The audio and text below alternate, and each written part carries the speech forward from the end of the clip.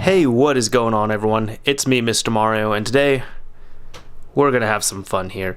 This is not going to be a tutorial-based video, in case you do not know. These types of videos, I noticed many people seem to like them. I seem to enjoy making them, but these are the types of videos where I go through, I take apart a system like such, and I modify it, and I kind of talk you all just through the process and my thoughts and everything there. Again, this is not a tutorial. This is not something that is supposed to be followed strictly. This is kind of just more something you watch because you want to enjoy it and you want to maybe have something in the background, have me talking about modifying whatever system is in front of you.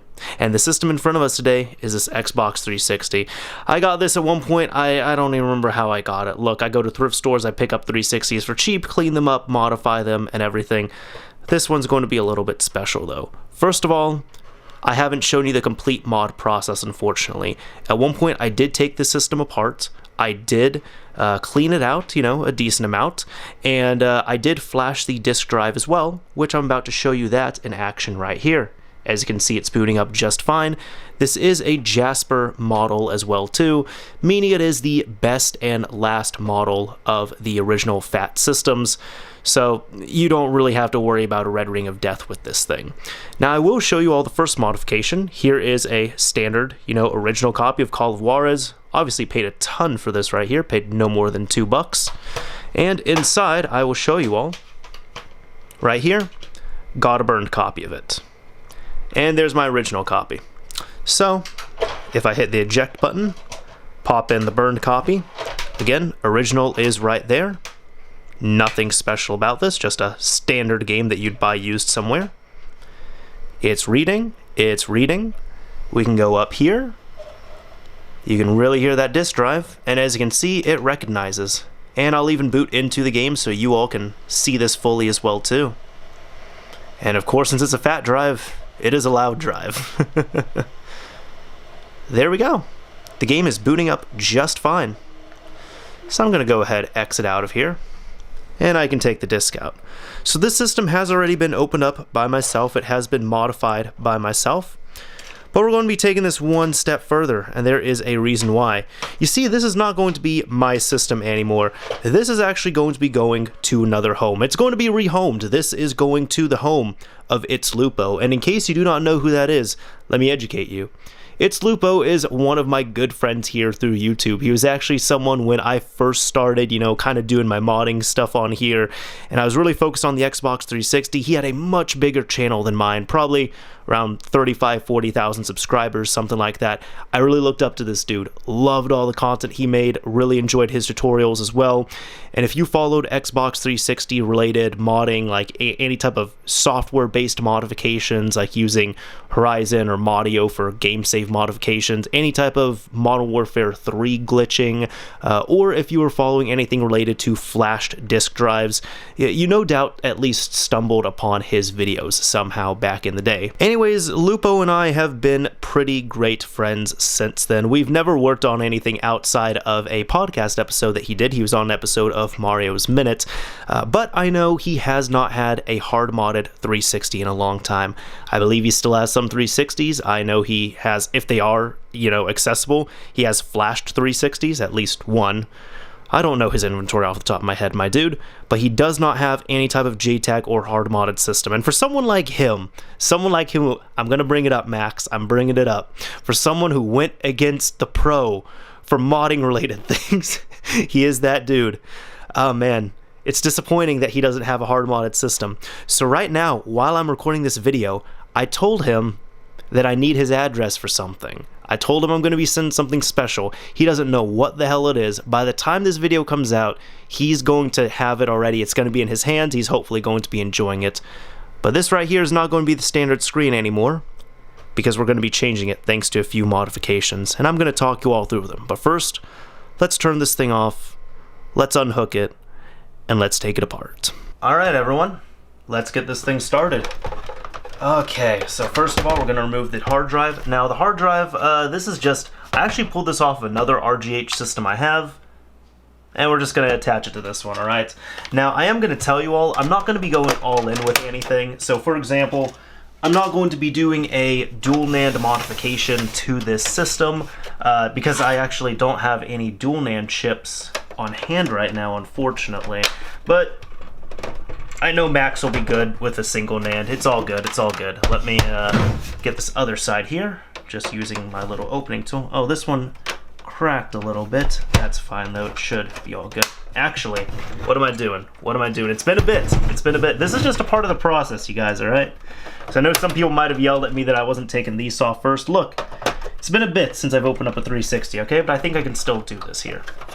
So, in short, I'm not going to be doing a dual NAND modification to this system, simply because I know he's not really going to need it. If he wants to go on a stock NAND, you know, he can fire up a stock 360 or so. Plus, again, just kind of a supply issue, as I don't have any of the Viper chips on hand, which is what I would use. And I haven't tried any on a Phat system like this, unfortunately. I know it's certainly possible to use them on a Phat system, but I haven't tried any like that. So, I don't need that. There we go. Got those here. And I'll need to clean the case off a little bit, which is fine. So we got both of those removed. Let's go ahead again, start trying to take this off here. I'm also not going to put like a super large hard drive in there, because part of it I'm gonna say is like this. I know Max, we're good friends. I know that he enjoys the process of stuff like this. I don't know how his soldering skills are, honestly. But I don't think he would really want to RGH one of these himself, or else he would have, in all honesty. So, what I'm gonna do, oh, this one's fine, okay, there we go. So that's why I'm doing this process. And essentially, I'm going to kind of leave some things in a bare bones or starter type state. So what I'm going to do, for example, is I'm just going to give him a small hard drive to get started. This is just a stock 20 gigabyte hard drive from what I remember. Because it doesn't have, you know, 60 or 120 or 250 on here, so it should be fine. Now, since this is a game system, Max's, you know, thing is he's going to be playing games on here, so because this is going to be a RGH, the nice benefit of this is he's going to be able to, and when I keep saying that, it's just going to be, you know, a hard-modded system, or God, I hate using this term for the Xbox 360 because it's not accurate at all, but for simplicity's sake, a jailbroken system, that's what everyone knows he says, and I'm not going to say that again in this video. So I'm just going to say hard mod or RGH, but for a hard modded system like this, once you have everything modified to your liking, you can actually play all of your games off of a USB drive of some sort, so I know he can do that. And if he wants to upgrade the hard drive I'm going to attach, that is very easy to do as well too. You just need to crack open this casing, you put in a new hard drive there, and then you're good at that point, really. So I'm oversimplifying it, of course, but either way, it's all pretty simple to do. And the thing is, I know Max is a person who he enjoys the process of stuff like this. If it's all available and everything, you know, it's convenience, but this would be fun. So I'm very much getting this into a state of, hey, I bought the car for you, the first month of insurance is on me, here's the keys, you're on your own for the rest of this. You do whatever the hell you want to else on this. So that's why if anybody's saying, oh, why didn't you put a large hard drive in there, or why didn't you change all this other stuff, you know, it's totally up to him. It's going to be his system. He can do that on his own. He can configure more things. He can take it online or keep it offline or do whatever the hell he wants to, but my goal, I just want to get my friend Max a hard modded system, because again, he has not owned one in, I'll put it like this, the first time I had asked him about it, I want to say it was maybe 2013, and I don't think he's had a hard modded system, which was, I'm pretty sure it was a JTAG, but he hasn't had one since maybe like 2011, 2012. Like, it's been a while for the dude, so that's a shame, man. That's a real shame. We got to get him up and running again.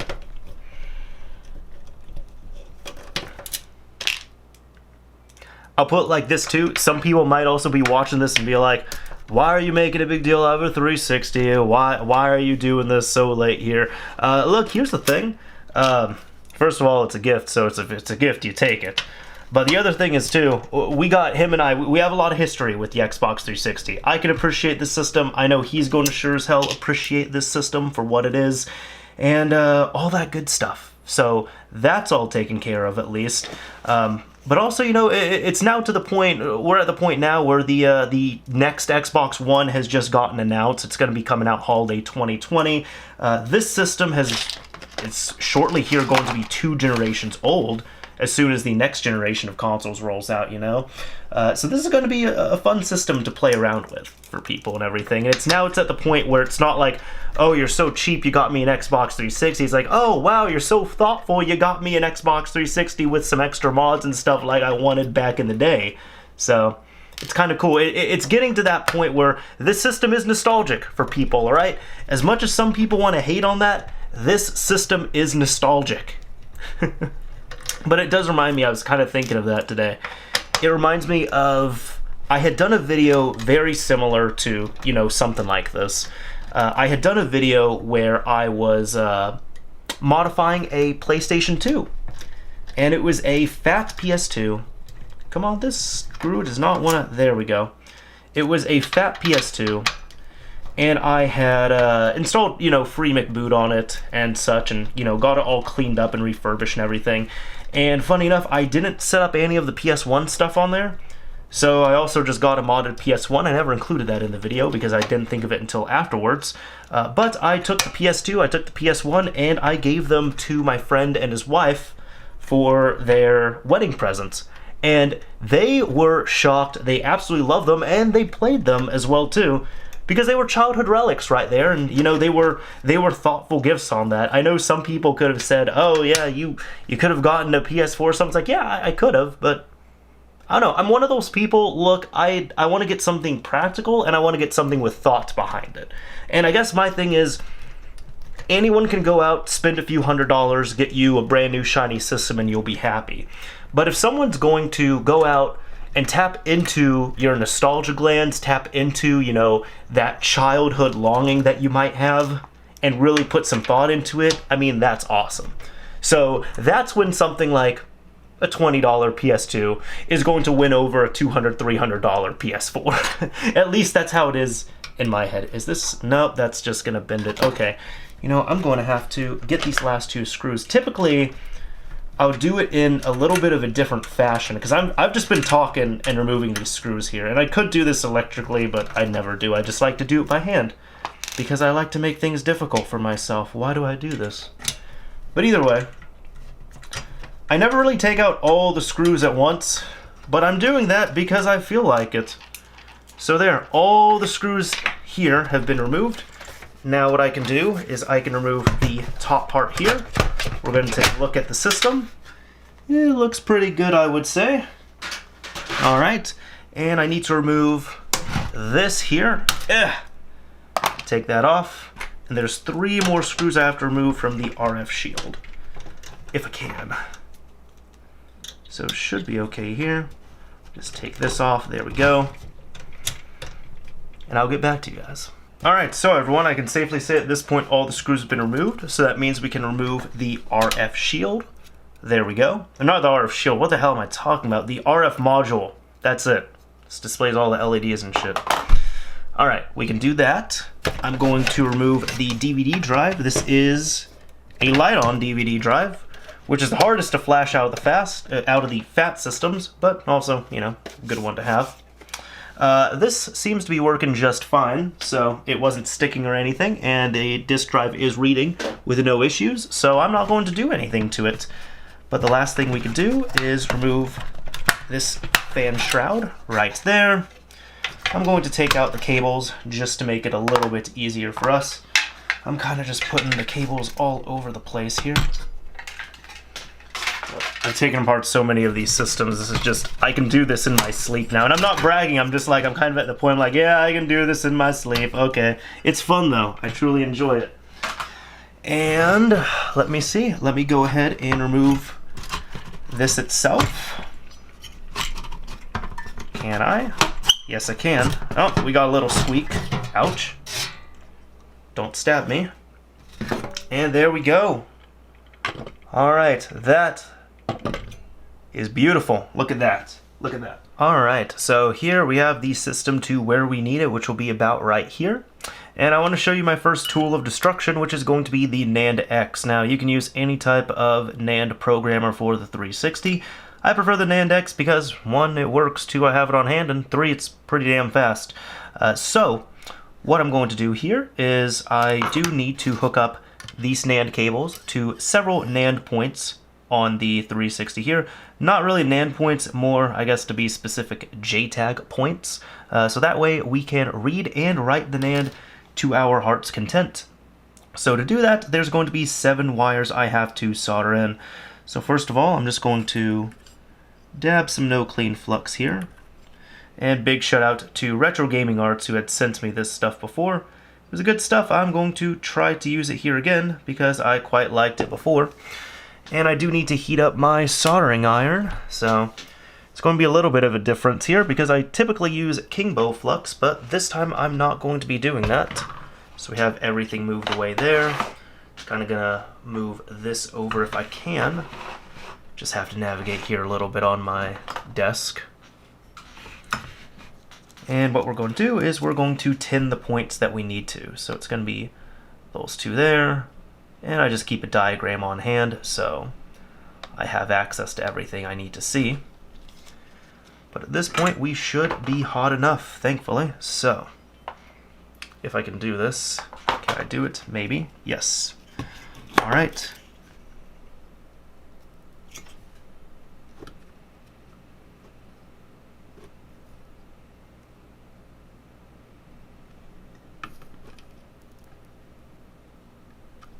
Alright, so those 2 points have been tinned. That is fine, and the next points are going to be these 5 at the bottom. So, first we're going to do that one. It's fine. That one's okay. That one's fine. That one's... let me heat it up for a little bit longer. I actually want to clean the tip off here.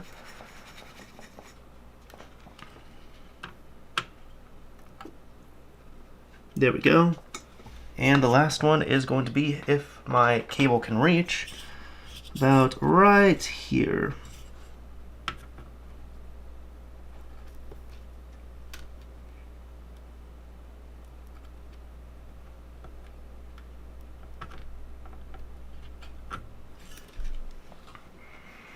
And this, unfortunately, is the dreaded yellow point. Let me see if I can even zoom in a little bit more. So yeah, it's going to be this guy right around here.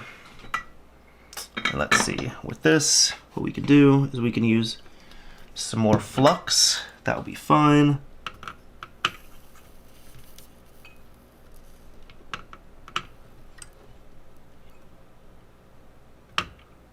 And there we go. We got that. So that wasn't too terrible, thankfully.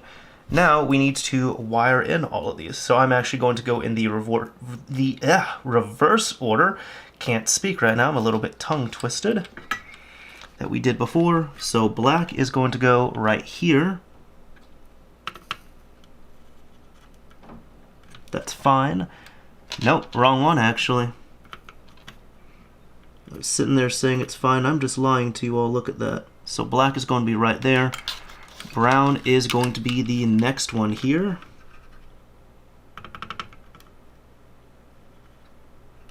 And this is not going to be any type of modification right now. For anybody thinking this is all you have to do to modify the system.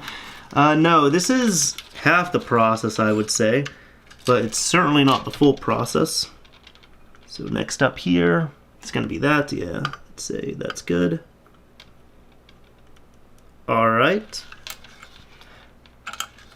And let me go ahead and do yellow up top. So kind of got to get this at a weird angle now. But hitting that solder. Something like that. There we go. As long as these really don't come loose, we'll be okay. Last one here is red. And God, I'm doing this at the worst angle, for real. Why am I doing this to myself? Unbelievable. Like, I have stuff all over my cable. I don't really have a clear run. Let me just rerun soldering iron. There we go. That should be a little bit easier. And I'm actually even going to cheat a little bit. I want to do it at this angle so you all can still see it, but it's just going to be easier for me. And nope. Alright, I might just have to do it this way. There we go. So you all can still see that just fine. But I can come right here, heat up my blob, and there we go.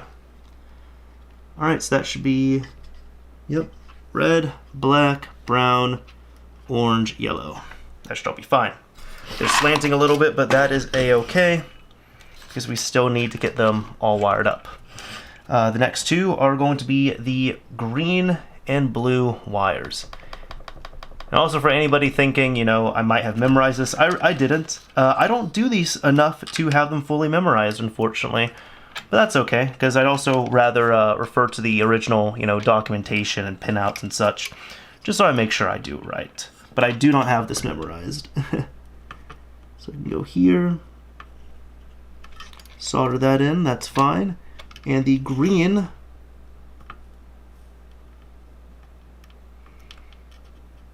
there we go, solder that in, that's okay. So there, that was easy enough to do. So at this point, we need to make sure that we can get a nice clean readout. Just going to turn this off. From our program we're going to use, which is JRunner. So that'll be the next thing we do here. For this, what we can do is take this cable, plug it into the NAND X. If you all can see that, actually, I'm going to have to readjust this, but that's all okay. It's pretty much this guy right here, as you can see. Have my NAND X, have it plugged in right there. And we're going to plug this into our PC and dump the NAND twice. Alright, so as you can see up on my screen, I have JRunner. Now, as you can see, the NAND X is showing up. We have it set to 2 reads. And in order to do this, I need to hook up the Xbox 360 to power. We're not turning it on, we just need to hook it up to power and hook up the NAND X to my computer. So all that's good at this point. I'm going to hit read NAND and see what happens. There we go. We got this working just fine. We do have a Jasper 512 megabyte big block. So that's going to take us 8 minutes per dump, I believe, and that means that's going to take us 16 minutes total to do this. And it is very important to do 2 NAND dumps, just in case something goes wrong. Because what we're going to do is dump it one time, dump it a second time, and then JRunner is going to match up those 2 dumps. And if the hexes for those 2 dumps are perfectly matching, that means that we are all good to continue. So that's about all we need to do at that point, thankfully. The rest of this is really just going to be waiting right here, so I don't know, let's just cut to when we have this all done. Alright, so now that I found it here, I guess again, I don't even really need this necessarily, but I'll go ahead and flux it up a little bit. You know, because why not? It's not going to hurt anything. And we're just going to do these points here. So I'm going to do the, where is it, 3.3 point. Give us a nice big surface area to work with. Thankfully these pads are huge. Come on. A, B, C, and D. There we go. And for anybody wondering what we're going to be doing, which variant of the RGH, I'm going to be doing the RGH 1.2, because why would you do anything else at this point? Unless you have a old enough system where the CB hasn't been split. So you could do a RGH1, that's cool to do as well too. But RGH 1.2 is the most common to do at this point, especially on a Phat system. So we got all of that there. And now what I'm going to do is I'm actually not going to be using the cable that was supplied with this. I'm going to be using my own cable here, just some, what brand is this? I don't even know what brand. Point is, I'm going to drop it down below in the, you know, links on the video. I have it on my Amazon store, I believe, and this is 26 gauge wire. And I think that should be good enough, you know, for what we're going to be doing, more than good enough here. I'm going to be doing that because I want to, you know, see how that works compared to 30 gauge or compared to the stuff they normally supply. So what I'm going to do is I'm just going to cut up several different lengths of wire and solder them to this. And as I'm doing this, the first NAND dump just finished, which is all good. So I'm going to solder in the first wire here if I can. There we go. All right, that's wire number 1. That's going to be our 3.3 volt. And I know these ones are longer than what I need, certainly a lot longer, but you know, wire's cheap, so I'm just going to cut more than I need and then trim it back to length, because that's all I really need there. The ground is going to be like something like this. Alright, ground is all good. That's fine. I can even kind of pull them back a little bit as well too. There we go. So it'll be nice and flexible. The B point, and then the rest of them are all going to be on the bottom of the board. So I'm going to need longer lengths of wire, which is totally fine. So I guess for this, let me see where I'm going to run this. I don't even know exactly where these are running to here, but I'd rather just cut too much than have not enough, because that's how we're going to do it. All right, that's just how we're going to be doing it here. So for the first wire, let me see. And I typically don't even use my own wire for this. I might use it for like the ground point, for example, but I don't do the whole thing here. I just normally use the supplied wire. But I figure, you know, why not? Let's just go all in and use my own 26 gauge wire for all of this. Because why not? Truly, why not? Right, so that's looking fine. I'll do the other ones here. I should really just, you know, cut the cable itself, and that's actually what I'm gonna do. I'm just gonna cut the cable itself, and then like 3 more cables is what I need, 3 more wires, and solder them in. We'll be good at that point. And these are all close enough to the same length, which is fine. So again, I'm just going to do the same thing here. Going to trim this back a little bit. I'm gonna put it in B. There we go. And we just have 2 more to do. Ah, my wire fell. But that's fine. So we have this here. I'm going to put it to the C pad. And we have 1 more. That's going to be for our D pad. And then at that point, we can just kind of, you know, straighten out the wires and work them like magic, and we'll all be okay at that point. One thing I like about these bigger ones is, you know, 26 gauge, it's so much easier to work with, thankfully, just because it's, you know, it's that extra 4 gauges is, you know, what you're dealing with, what you're working with compared to 30 gauge. So there, that's fine. All right, there we go. So that is all 4 of these. I'm kind of going to straighten them out a little bit there. Sorry if I wasn't showing you all fully. And just, you know, do what I can. 3.3 and ground, thankfully, don't need to be all too long. But the other ones, you know, we can work with. I could have changed the colors on these as well, too, but it's all good. I just decided not to. I'll just go point to point, so no big deal on that. So all of that is now done. The cable, well, you know, the chip is almost prepared. The last thing I need to do is I need to program the chip itself, which I'm not going to do until the NAND is done being dumped and such, just because I don't want to touch the system at all. So we can just wait another about 4 minutes at this point. We finished 1 NAND dump and we're halfway through the second one. Alright everyone, so this is just finished. As you can see, it is comparing down here. NANDs are the same, that's fantastic. So the first thing we need to do is we need to change this to a glitch 2 image, because we have to build this as a glitch 2 and wire it as a glitch 1. We need to hit create ECC for Jasper 512 megabyte big block. ECC has been created, and now we write the ECC for a 512 megabyte big block. And this is the first mod we are doing to the console. So we've created our ECC, we're writing it over, and at this point the console is technically modified. The NAND has now been modified, but we have no way of booting up this modified NAND, which is where we're going to be doing the rest of our magic here. So this is where we need to start involving the glitch chip itself. So what I've done is I just hooked up the glitch chip, so now it needs to go over to Advanced, Custom NAND CR Functions. That stands for Cool Runner. I'm going to bring this over here so you all can see this.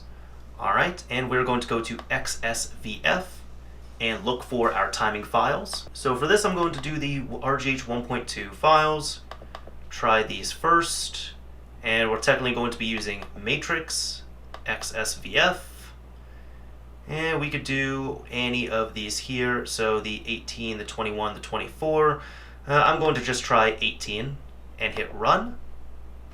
And now it is done. Okay, that's it. It did all the magic right there. So I could even do it again, just to make sure this is all good. And yep, I'm seeing it as green, so I just wrote it twice, just for fun. But at this point, we are good.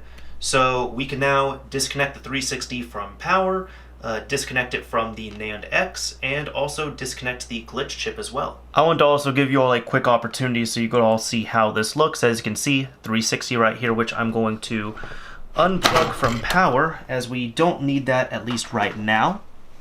I still have all of this hooked up, so I'm going to disconnect this from the NAND X because I still need the wiring there. And this is how it was looking. So we just had to take the bottom of the NAND X, pretty much that right there, goes to this cable here. And this you just need to hook up to the Cool Runner. So essentially when we programmed it, when it was done, this green LED flashed. The red one means we do have power going. And what we're going to do is disable that. So I'm just switching it to NOR. And I'm going to remove that. So now in NOR, this should boot up the 360 as opposed to waiting, for programming mode. And then we can physically install this chip in the system. For the physical chip installation itself, there's 2 points I need to hit. I'm going to need to hit the ground, pretty much right there, and the 3.3, which is going to be next to our already soldered in green wire, which we're not going to need here, hopefully soon. So for that, I'm just going to flux this area a teensy bit. We just need a tiny bit of that no clean flux. And that's really good stuff, in all honesty, man. I really like that stuff. So, there we go. And this is going to be the ground point I'm going to use. I'm not going to be using the RF shield here, or not RF. Yeah, I'm not going to be using like any of these. Technically RF, I don't know. I don't know what the hell you would call this. I'm not going to use any of these prongs. That was a really common way of doing it that was, recommended before, and even I've recommended it. I've actually started using the ground points here, and I've had really good luck using those. So, I want to come here, and let's go ahead and see if we could tin this guy. Oh, there we go.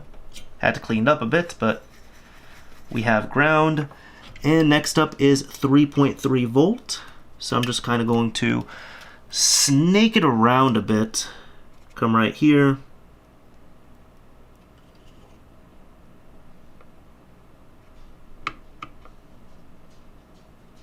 And there we go. So 3.3 and ground are right there. And there's going to be 4 other points that I went to 10, and the rest are all going to be underneath the board, so we need to flip this over. Alright, so one of our points here is going to be the clock point, which the alternative point I'm going to use is underneath the board, and that is FT2R2. So I'm just going to flux that a tiny bit. Barely need anything there, thankfully. And that's about all I need, isn't it? Yeah. I think that's more than enough in all honesty. The next 2 are going to be here. This one's going to be PLL. This one's going to be reset. I know you all can, just barely see that, but trust me, they are there. So let's go ahead and just do the same thing. It's going to dab bit of flux there, dab bit of flux right there. And where is, God, I have so much solder at this point. Okay. Got my nice clean solder tip, and there we go. That is tinned as best we can get it, and that one's tinned as well. Let me just double check that one. That's it. For those 2 points, you barely need anything. And the last one is going to be up here, actually, which I'll just be able to get without even moving the camera, thankfully. It's right up there. Might need to move the console a little bit for you all. But it's going to be FT6U1, excuse me. FT6U1. So just the exact same thing right there. Heat it up. Apply some fresh solder. That should be about all we need. So there. All the points that we are going to be soldering to are all available. So let's go ahead. Now, when I flip this over, one of the points, actually the yellow point for my NAND X, ended up coming off. So I'm going to have to resolder that, and then at this point, we can get all of these wires soldered into the points they need to go. But first, let me go ahead and redo these here. So they are a little bit crooked and such, which I'm not too particularly happy about. But that's fine, you know what, as long as they work. Because this, all the NAND X stuff you're seeing here is temporary. This is not going to stay in the system. Alright, so that's fine. So I've straightened those up. And now the yellow one, I'm just going to come right here. Get it nice and hot. And that should be it. We don't need all that much, so awesome. Alright, real cool. That's all we needed. So let's go ahead and get the chip soldered in. So we're going to have to come right here and place it right there.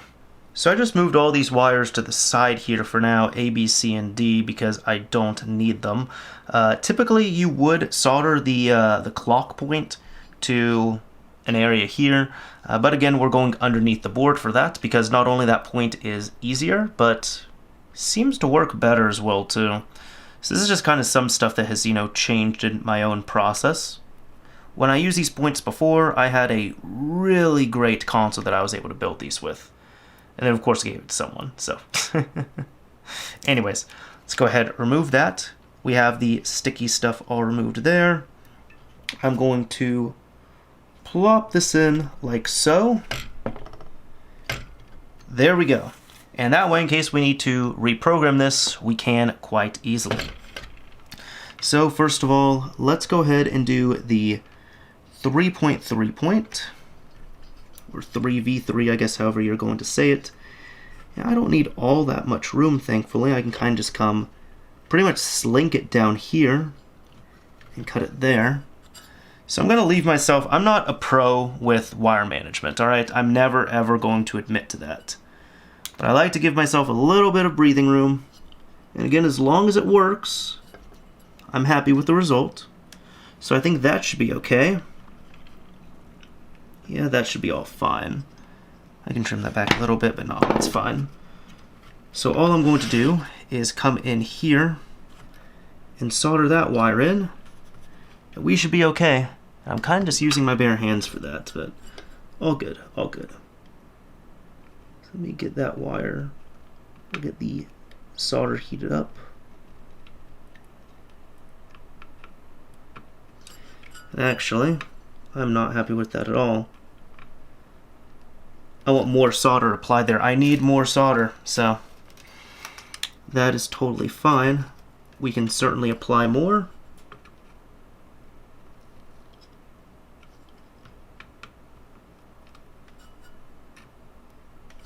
Alright, there. That's going to be a lot easier to work with. So I can kind of just gum in here, solder that in. That wire has been installed. Awesome. And kind of just route it like that. So that is 3.3. The next one is going to be ground. And how are we going to route this thing? Maybe we can come down here or something. Kind of just route it like that, or actually just kind of do the same thing as well. Something like that I think should work just fine. Sorry if you all aren't seeing all of that detail there, but that should all be okay. So I'm actually going to bring this one up a little bit, bring this one in here, kind of run them together. Something along those lines, it should be fine. Alright, should be fine. So if I can run it like about right there, that's more than enough for me. I'm going to trim that back. And I'm going to give myself some breathing room. Ow, that's too much. I can already see right there. That is too much. Flick that off the board. And I'm just going to solder this into the ground point. So yes, that is ground. All right. So let's solder that in right here.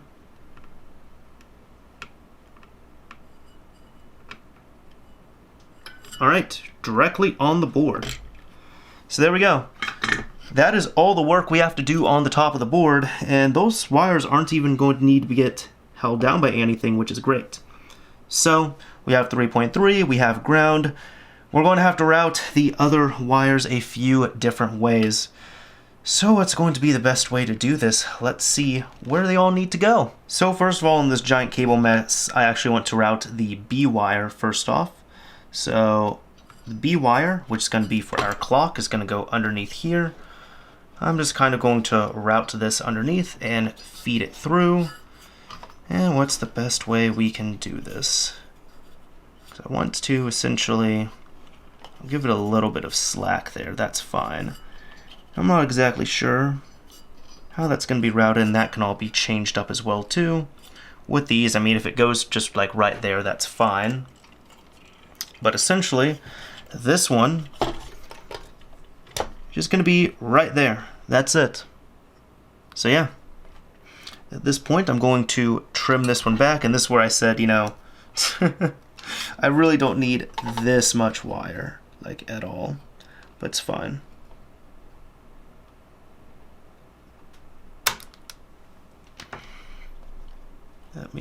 I'm going to do that. And you know what? Just because it's going to be a little bit hard to get in there, I'm going to flip this right side up, because otherwise I'm going to have some more slack. And I'm going to trim this one back a tiny bit, because that's all we need.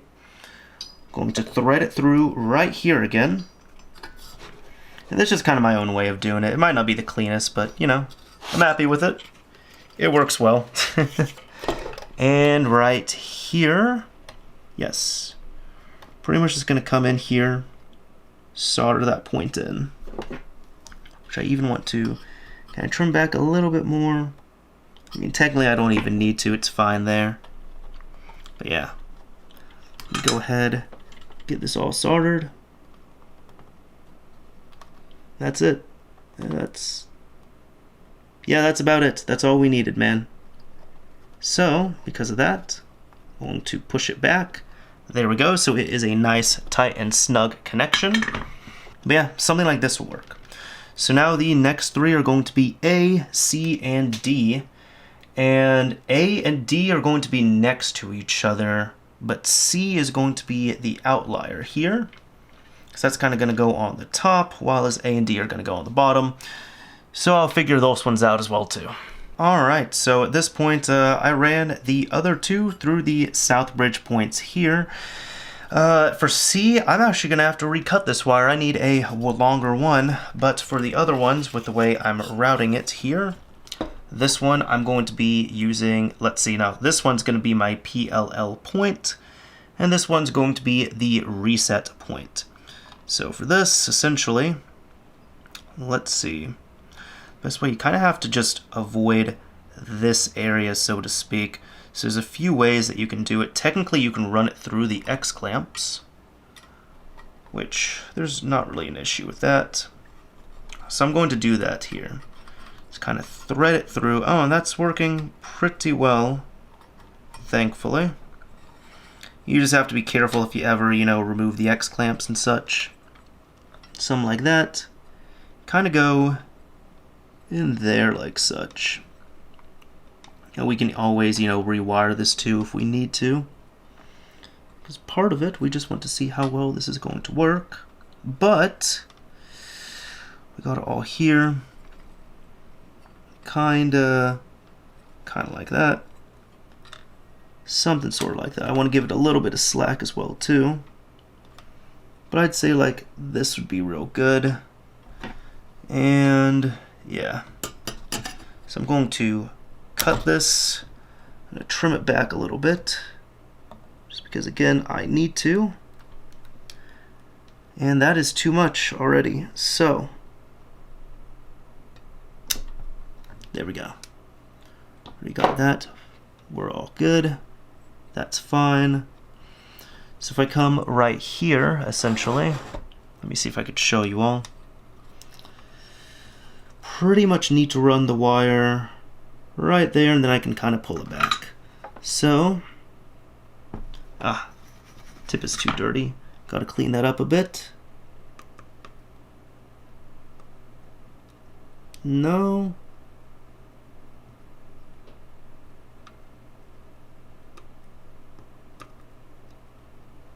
Not really liking that all too much.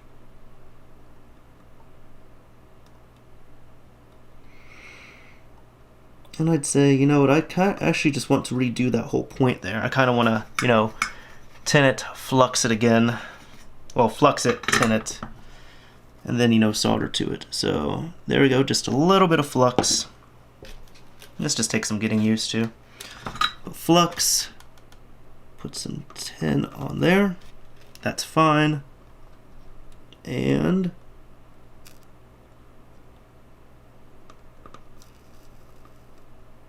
there you go. So that actually works out pretty well. All right. And in regards to that, I can kind of pull that back and we're all good. So I just want to tighten it up there, like such. Okay. Something like that works out well enough. The next one here, I don't think I can really do that as well, unfortunately. But what I can do is I can, you know, at least feed it through here, come up here, because we're kind of avoiding this area. Some along those lines. And that should work out just well enough, actually. So for this, I just need to pull back enough to make it work. And let's hope it does. All right, that should be fine. I'm going to come up here, tweedle this a bit, and let's get it soldered in.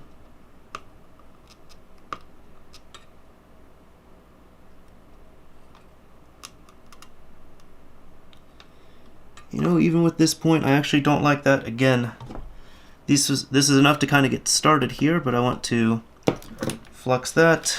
And one thing I just want to tell people, if you're like watching this and you know you're kind of new to soldering or you haven't soldered before, you know, it's fine to use more flux and such. Just be comfortable. You want to make sure you kind of do it right the first time. You don't want to go back in here and redo it all. And can I get it? Looks like it's there. All right. So I think we're fine at that point, I would say. Oh, there. I actually have a little more slack to work with now. Something like that works. Cool. So that should all be okay if we run it along something like that. All right, so that's oh, completely missed it. That's these two cables here. Or these two wires. I keep, you know, transposing those two, but it's fine. Cut that up. And I need to redo the C wire, because that's kind of going to come through here, go around, hit this point, which is all good. So I can kind of do this while I'm talking with y'all. Just going to come up here, remove C, and I need to recut that. So I'm going to get my wire again. Let's just go stupid with this, use a lot more than we need to. And is that actually going to be... You know what? No. I don't care. There. Let's do it. Let's just have fun with it, okay? So, I'll figure out something to do with these spare wires. Use them, you know, something like that. Something important. So, I'm going to trim the wire back. Again, I'm going to install it to the C point here, which is like this. Yep. Oh, it's so much easier to do like on a stable surface. What? Can you imagine that? It's easier to solder on a stable surface. Okay. So I'm kind of gonna just quickly run this through this way, because this is where I want to thread it. I'm going to do that now, and I will clean it up in a little bit. But the most important thing is I just want to get this underneath the board. So even with this, this poor Southbridge chip is just taking so much right now. But I'm going to put it there. I'm going to take the C wire and run it all the way up. And we're pretty much going to go around. What's the best way of doing it? Kind of even come around right there. Something along those lines. And actually even this one, we could just get fun with it and run it through the X clamps as well if we really want to do that. So why not? Let's go ahead and do that. I'm just kind of freestyling a bit at this point. But run it through here, run it through here. It's going to pretty much come right up the top here. So run it up this way. That should be okay. We're going to terminate right about there, because that's the point we need. And this is another one, again, I'm not super happy with that, so I want to tin this again, well, flux it, excuse me, using that improperly. I'm going to clean off my tip. Hopefully you all can see right there. Yes, that's what we're going to be working with. So this little tiny point, there we go. That's not even giving us all too much space to work with, but that's fine. That's fine. So we can kind of do that and do it like right about there. Let's say.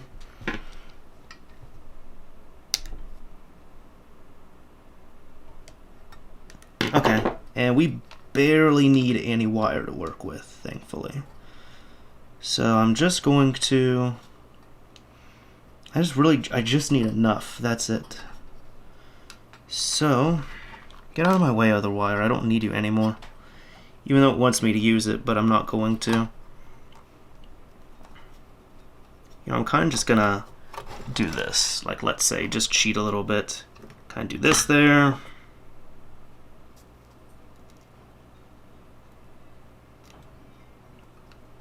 And got it locked in place. Got it soldered there. Soldered, I'd say. Well enough. Alright. And cool. So we kind of have it. We raised it a bit there. I'm going to run it this way. Kind of come back.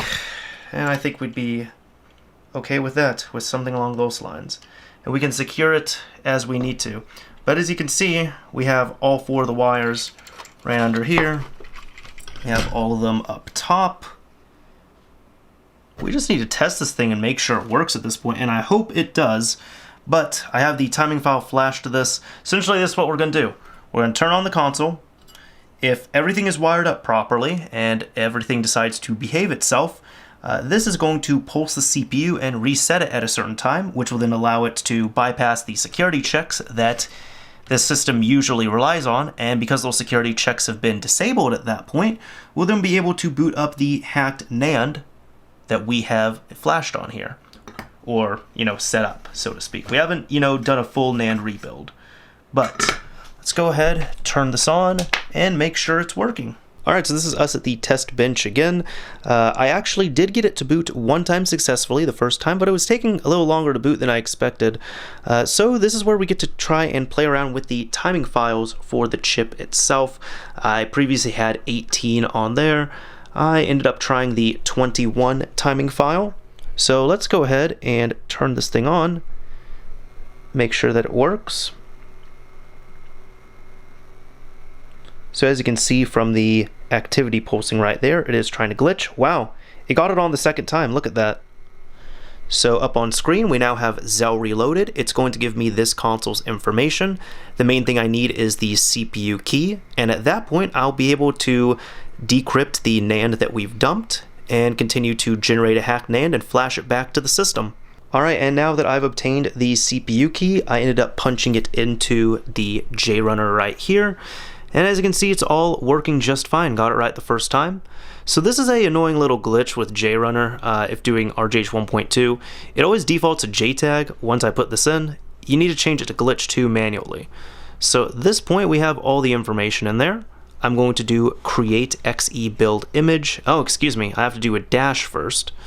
So let me go ahead, select 17544, glitch 2, create xe build image. So now at that point it has created the image we need. Update flash is flashed right there. I have the NAND X hooked up, the console powered off, but it plugged into power. So at this point I'm going to hit write NAND, Jasper 512 megabyte. And this has been going effortlessly so far. So this is going to take about 8 minutes to flash over. So at this point we are in the final process of getting this all set up. So the next thing right now, essentially, let me kind of run it by you all. We're going to be writing this chip right here. That's what's writing to in real time, the NAND chip itself. And this whole exploit that we're doing is going to allow that hacked NAND image to boot up, which will then disable a whole lot of security checks, allow us to run homebrew, all other unsigned code, which will be, in short, custom dashboards. You'll be able to play out-of-region games just fine, run the original Xbox hacked emulator, do a bunch of really fun stuff with the console. I can't wait. So let's just wait another about 7 minutes. Alright everyone, so what I did was right here, I just finished getting this all set up. All I did was I disconnected the NAND X. We have everything we needed flashed to the system itself. So all it's left to do is turn this thing on. And let's see. So it is glitching, which is a good sign. It's thinking.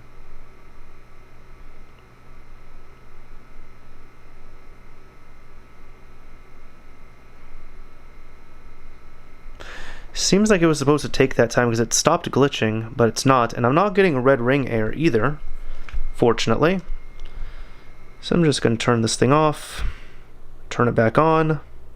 Alright, so I had to fiddle with this a little bit here. What I actually did was I just, made sure my wiring was okay. I didn't have to reroute or resolder anything, thankfully. And then what I did, just kind of as a last-ditch effort, I decided to rebuild the xe build glitch 2 image and reflash it.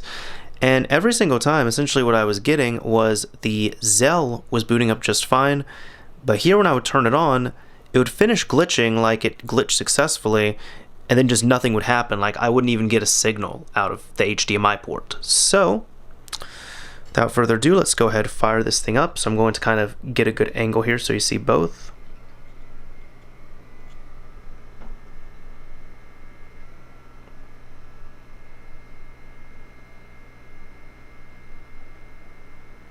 And there we go. That was 2 glitches. Or 2 pulses, I guess we should say. So as you can see, we are at the Xbox 360 splash screen there. We're able to boot up. We got open tray, all that good stuff. Life is good, I would say. Life is real good right now. So I'm going to turn this thing back off. And you all can see just from here, it shuts down gracefully. So it's not frozen or anything, thankfully. And let's go ahead and do some of the final touches on here. That's going to involve me removing these wires and doing a few other things. Alright everyone, so at this point we are good. So what I'm doing is I'm just heating this back up, and all the wiring here, like with the glitch chip, we really don't need to touch it. I don't really need to secure anything up on the top, that should all be okay. And because I trimmed the wires enough, it should be fine as well too in regard to the bottom of the board, so we don't need to, go over it with tape or hot glue or anything.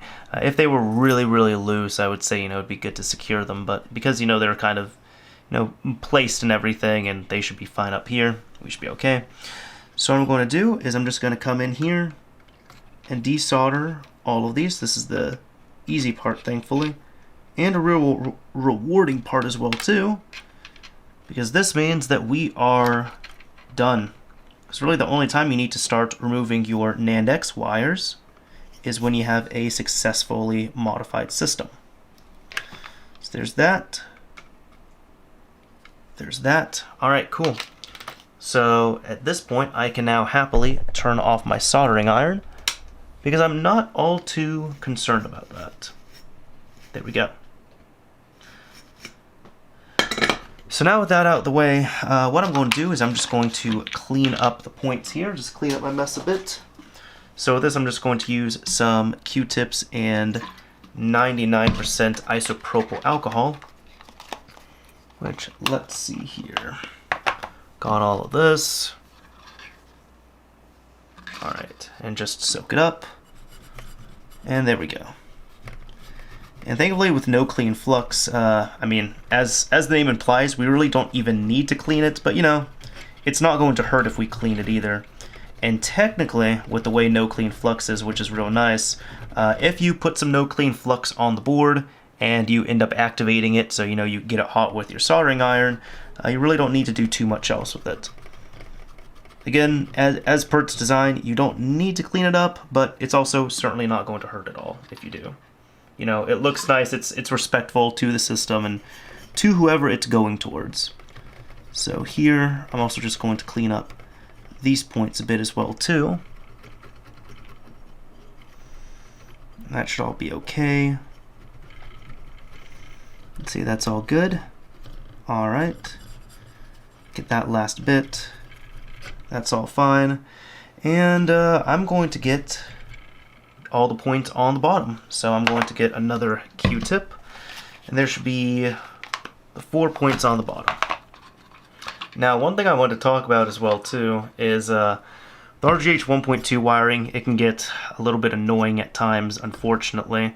I feel like this one we got down pretty well, though, I would say. This was really not a stubborn console. It wasn't stubborn until the end, and I wasn't super concerned with it because one nice thing with this is, you know, if we weren't getting Zel to boot up at all, that would be more of an issue that we could point to towards maybe a point was soldered incorrectly or there's something else that's wrong. But the fact that I was able to get Zel to boot up and everything led me to believe, you know, the wiring is fine. There's just something else that might be going on. Sometimes it could be not the wiring, but maybe the wiring placement. Or, you know, it could be here in this case, I just had to rebuild the NAND and it seemed to work just fine.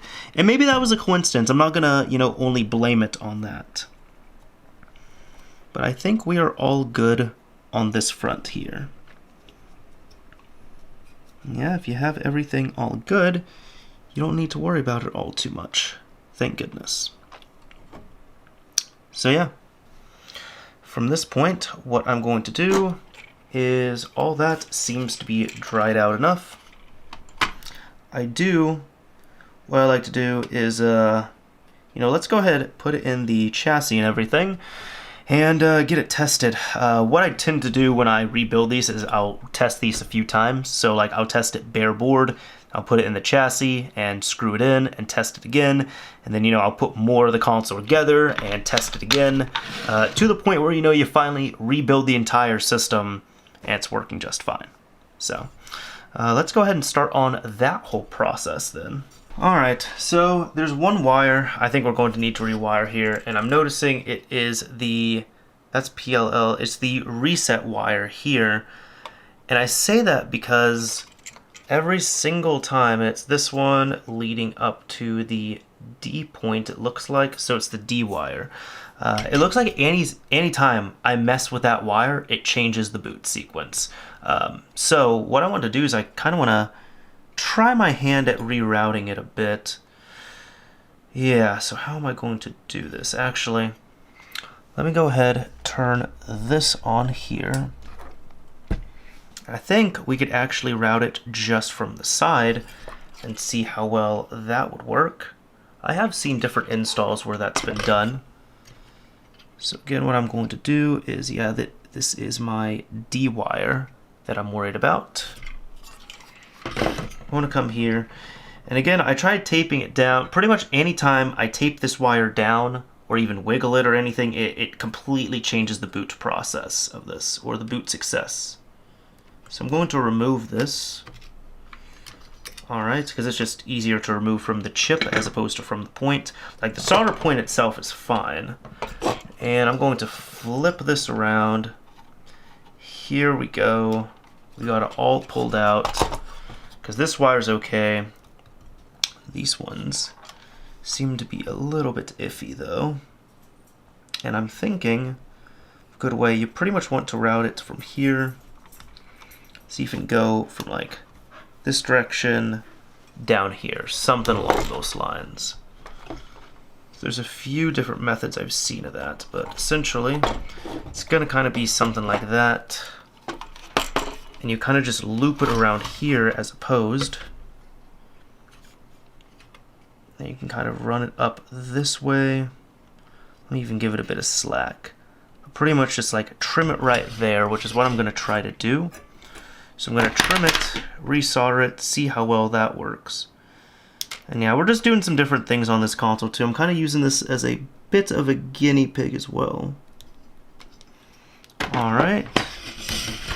So I'll go ahead, come over here, and wire this up.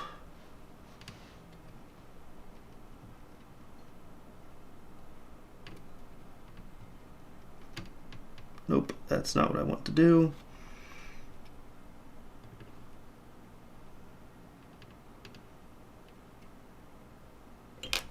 Alright, so something along those lines essentially. See, I want to, because I pretty much just kind of want to get it in the corner right there, if you all can see that. Get it in the corner, kind of just run it this way, something like that. See how well that works. So what I'm going to do is I'm going to temporarily tape this down, and I'm actually gonna, just because I want to do it like as a test here. I know this is not super proper, but I'm even just going to use, you know, like some older tape like that. That's fine, because I just want it in a stable position. That's it, and see how well that's going to work. So I pull that away from Southbridge. That's one cable at least away from the Southbridge chip. I'm going to wire up everything. And if this is working, because it normally didn't work with pressure before, but if it does work, that would be great. So I'm going to do all this. I've gotten so tired of unplugging and plugging this, I'm going to be honest with you all. Oh boy. Okay, so let's drop that in. Where's this? Here we go. Let me see if it boots. Alright. So it is glitching, which is a good sign. I know you all can't see the red light, well, the green lights here, excuse me. I haven't gotten any red light issues on this. And it looks like it did boot up, which is a good sign. Always good. Alright, we got Zell. That is totally fine. Wow, it cut off real quick there too. I didn't have to, you know, wait a ton of time for the fans. So let me see about a regular boot up. And it's glitching, which is, again, good. I think we're good. Let's see. Maybe. No, we're not getting it there, so. This just seems to be very iffy, unfortunately. But that's okay, we can, you know, reroute some of the wires and see what we can change around, what we can do, because we're kind of trying to just like stimulate pressure, I guess, or simulate it, I guess, is what we're trying to say. So even that's not terrible, like it's working, I'm noticing, which is fine. If we run it up there a little bit, that's okay. Keep all of that there, that's okay. Yeah, that should all be okay. Even it's just the newer stuff is fine. But either way, let me see. I can even tape that point down as well too, just to make sure that's all good. Really kind of keep it like that. I'm just trying to see again if this will work out well. So there we go. Kind of just keep it in that spot. And I'm going to pull out some new tape, because it is glitching in that spot, I'm noticing. Dang. Alright. What do? I go right here. Come right here. Alright. Cut. Cut. Alright, so something like that. Let's see how well that's going to work. Alright, so what I did, I just kind of retaped it a bit in that position, but if I turn this on, let's see. I was able to get Zell out of this on a Instaboot, surprisingly. Oh wow, and Retail on an Instaboot. So it looks like routing the, which one was it? The reset wire kind of down here seemed to do wonders, thankfully. And if I turn that off, that seems to be okay as well. So I think we are all good at that point. And let me see about the other wire, because if we have 2 of the wires down there secured, why not do all 3? That's, I mean, my logic that I'm seeing here. So what I'm going to do is look at this. So as you can see, here's one of the wires, here's the other one. It seems to be just fine in these 2 areas. And let me get this third one here, which I'm going to actually kind of just do in this little hidden spot between the X clamps, something like that. Alright. Got that there. Just have to be very careful so I'm not cutting traces or anything. But there we go. Got that there. That's okay. So got that wired in. I'm not sure if I could do anything on this side. I could do like one little piece there. Alright. And this is kind of what I'm doing. I'm just get a large piece of tape on the front, kind of get it into the place where I want to on the back end side of things. You know what, that's actually not going to stick super well, unfortunately. That one right there. So, nope, that's all going to be okay. Maybe. Alright, I'm just trying to find a good collective place to keep this. Let me trim this back a bit further. And I don't think we'll need to resolder anything again, thankfully. At least it doesn't seem like it. So, there's all that. I'm going to do something like that here, let's say. Alright.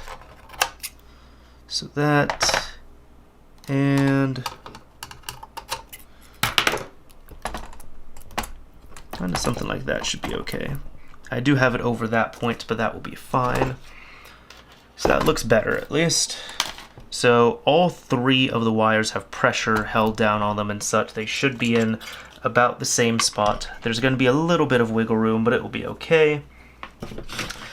And now, let me see. Because I was thinking I could get away, honestly, I was thinking I could get away with not, you know, securing these down as much, but it looks like some things just don't change. My experience with the RGH 1.2, I always gotta get it down, but it makes sense, you know.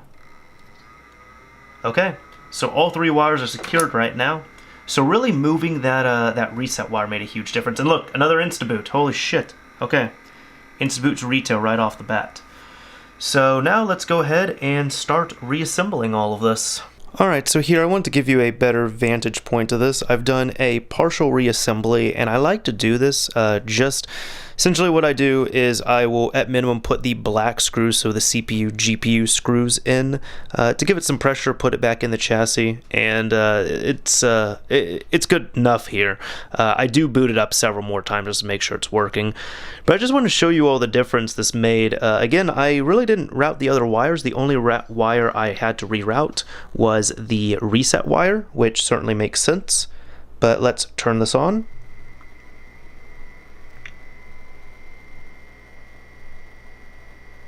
And wow.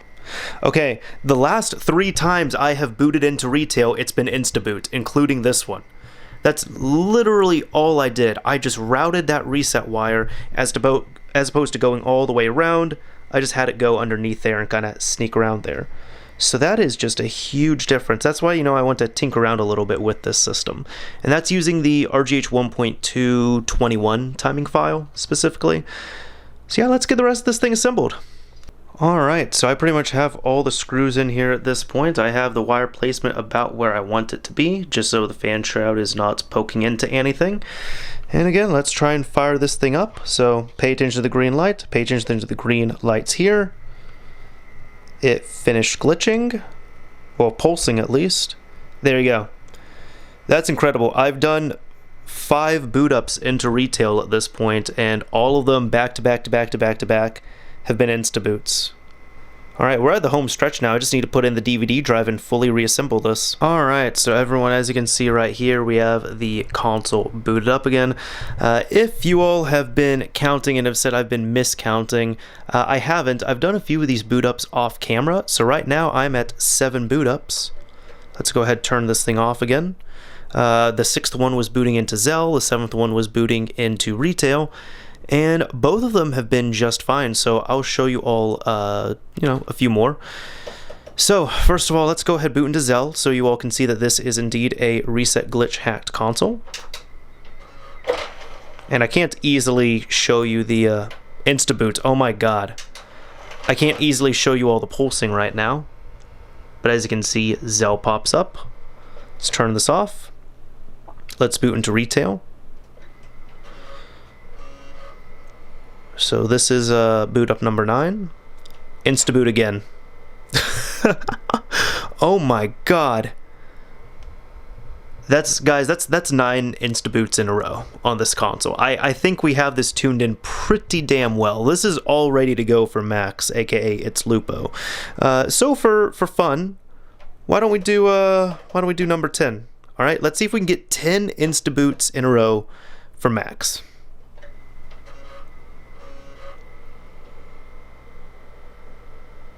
There we go. This thing is booting as reliably and as fast as a retail console. And that makes me happy. So at this point, let me try a few other things here. I'll just show you all, again, just the reset glitch side of it, I guess. Alright everyone, so we're wrapping up right here. We're going to boot this thing up again. It hasn't frozen, it hasn't given any issues whatsoever, which has been fantastic. It insta-booted for the 11th damn time. Look at that. So as you can see right here, we have our Xbox 360. I'm just going to verify the disk drive one more time, make sure indeed it is working. Again with my copied version of Call of Juarez, which is the backup, since I own the original right here. So I'll just keep that down there. Making sure it loads up all fine and well. And here's one thing for anybody wondering if it's worth flashing a Xbox 360. In current day, not really. It's actually a lot easier and better to do a RGH. But I have all the tools on hand, and it's just kind of an old habit I like to do. My logic is if I'm going to modify an Xbox 360, I want to fully unlock it. So, I mean, I at minimum will flash it, and then at most will, do reset glitch and everything. So that's working just fine. But you all are just seeing, okay, you have a flashed Xbox with a chip in it. What gives? Well, right here, got myself a CD that I just burned off. Now remember, you really can't... Xbox 360 games are not on CDs. Okay, they're not. They're on DVDs.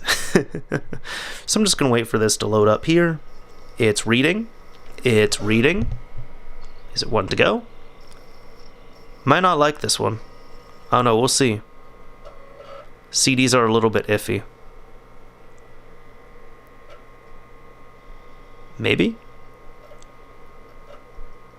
I know I put a new laser in this thing. This was a while ago, but yeah, really haven't gotten much use out of it. So there we go, finally loaded up, play game. I'm just gonna hit A. And let's wait for this to load up. It shouldn't take all too much time. There we go. And... check this out. This is the first piece of unsigned code that this console has gotten to run. This is pretty much just showing here that this is this XEX menu, just a basic way of going into your load up different apps and all that other fun stuff. For example, I can go into like Flash 360 right here. I'll just show you all this just for the sake of it, as it looks a bit more hacky. But as you can see right there, we got all that stuff. It is shown up as a Jasper 512 megabyte system, which is all good because that is what we have. So there you go. This thing has been reset glitch hacked and all that fun stuff. and I'm really happy that I was able to do it. So this at the end here is to Max himself, because I'm going to slap a 20 gig hard drive on here. I'm going to give you some starter apps, and you know, just like I'm a waiter at Applebee's or something like that, I'm going to give you some starters. But I want you to make this your own system, all right? This is my gift to you. I mean, you already have this at this point by the time this video is coming out. I really hope you've gotten some good use out of it. I hope this has brought back a nice flood of memories. I really genuinely hope this thing has put a smile on your face, all right? I have been wanting to do this for a few years. I was like, I knew Lupo did not have one of these systems. I wanted to get him one. And, you know, I mean, it's a few years late, but at the same time, you know, this gift, it's kind of like wine. I think it's aged pretty well, because now at this point, 2019, the Xbox 360 is nostalgic, all right? So, you know, people are going back. They want to experience some things. They want to relive some good memories. And again, this dude hasn't had a hard-modded Xbox 360 in at least 6-7 years, so this will be a good time. This will be a good time for all right? Real nice. Let's do one more Instaboot, okay? So I think I've done like 13 at this point, but let's see this. This thing is only instabooting. This is fantastic. Yeah, look at that. Look at that shit. That's a real good way to end this. So I'm going to finish this thing up, you know, offline. I'm going to, again, slap the hard drive on, install the starter apps on here, Applebee's style, and I think we'll be all good. Anyways, this is Mr. Mario, signing off. Thank you all for watching, everyone. If you enjoyed this video, a like would absolutely be appreciated. And if you disliked it, a dislike is fine as well, too. But, I mean, why the hell would you dislike a video where I've showed you so many Instaboots on here? That's just not cool. It's not cool at all. Look at that Zell menu. Look at that. Look at that. That's beautiful. It's beautiful. I'm even going to show it to y'all one more time. Look at this shit. I'm proud of this, okay? Look at that. I'm so proud of that. Anyways, again, this thing is going to get, you know, finished initializing. It's going to get shipped off to Lupo, and hopefully he enjoys it. Anyways, this is Mr. Mario signing off real this time. Later, everyone.